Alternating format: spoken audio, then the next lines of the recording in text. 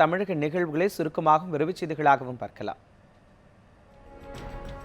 புதுச்சேரியை அடுத்த தமிழக பகுதியான கோட்டுக்குப்பத்தில் ஒருங்கிணைந்த குற்ற தடுப்பு போலீசார் நடத்திய அதிரடி சோதனையில் தடை செய்யப்பட்ட லாட்டரி சீட்டுகள் விற்பனை செய்த 9 பேர் கைது செய்யப்பட்டனர்.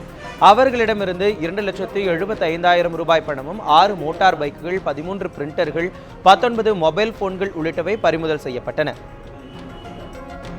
கோவை பூ மார்க்கெட் அருகே உள்ள கலிங்க வீதியில் குடிநீரில் சாக்கடை நீர் கலந்து வருவதாக அப்பகுதி மக்கள் குற்றம் சாட்டினர். இதனால் குழந்தைகள் மற்றும் பெரியவர்களுக்கு உடல்நலக் குறைபாடு ஏற்படுவதாகவும் 1 கிலோமீட்டர் தூரம் சென்று குடிநீர் எடுத்து வருவதாகவும் வேதனை தெரிவிக்கின்றனர். இந்த பிரச்சினை பல ஆண்டுகளாக இருந்து வருவதால் நிரந்தர தீர்வு ஏற்படுத்த உடனே நடவடிக்கை எடுக்க வேண்டும் எனவும் அவர்கள் கோரிக்கை விடுத்துள்ளனர். நெல்லை மாவட்டம் அயன்சிங்கம்பட்டி பகுதியில் உள்ள 2 குளங்கள் பல ஆண்டுகளாக தூர்வாரப்படாமல் இருப்பதால் தண்ணீர் இன்றி சுமார் 250 ஏக்கர் விவசாய நிலங்கள் பாதிப்புக்குள்ளாகி இருக்கின்றன. குளங்கள் தூர்வாரி ஆழப்படுத்தினால் தண்ணீரை தேக்கி தண்ணீர் தட்டுப்பாடு இன்றி எல்லா காலங்களிலும் விவசாயம் தொடர்ந்து நடைபெறும் எனவும் பொதுமக்கள் தெரிவித்துள்ளனர். அரியலூர் மாவட்டம் அழகாபுரம் கிராமத்தைச் சேர்ந்த சுரேஷ் கடந்த 2014 அரசு பேருந்து மோதியதில் சம்பவ இடத்திலேயே உயிரிழந்தார்.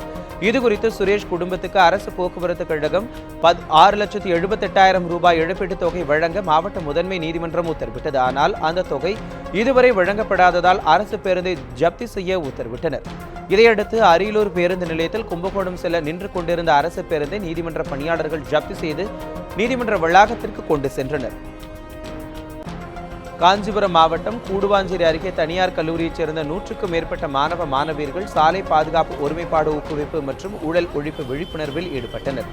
அப்போது தலைக்கவசம் மற்றும் சீட் பெல்ட் அணிந்து வாகனங்களை இயக்க வேண்டும் என உறுதிமொழியும் எடுத்துக் கொண்டனர். கிருஷ்ணகிரி மாவட்டம் மருதேரி கிராமத்தில் தென்னை மரம் மின்கம்பம் மீது சாய்ந்து விழும் ஆபத்து உள்ளதை தவிர்க்க மின் வாரியம் நடவடிக்கை எடுக்க வேண்டும் என அரசுக்கு பொதுமக்கள் கோரிக்கை விடுத்துள்ளனர்.